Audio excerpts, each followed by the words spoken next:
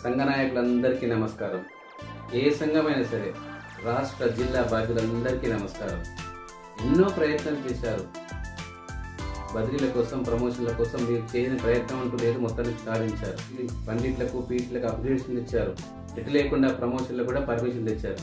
కానీ 30 సంవత్సరాలుగా ప్రైమరీ స్కూల్లోనే పనిచేస్తూ కేవలం టీటీసీ లేదు, డిఎడ్ లేదన్న ఒక చిన్న కారణంతో బీఈడి చేసిన విలువ లేకుండా చేసి ఈరోజు మళ్ళీ ఎల్ఎఫ్ మాస్టర్ ప్రమోషన్ లేకుండా అలాగే ఉండిపోవాల్సిన అవసరం వస్తుంది. టీటీసీ చేయకపోవడం మా నేరమా, బీఈడి చేయడమే మా శాపమా అని మేము బాధపడుతున్నాం. మేము లెవెల్ మారట్లే, 1 నుంచి 5 తొట్టరికే బోధిస్తున్నాం.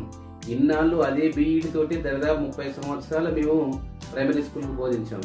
మళ్ళీ ఈ రోజు కూడా మేము ఎల్ఎఫ్ మాస్టర్ ప్రైమరీ స్కూల్లోనే ఉండాలనుకుంటున్నాం.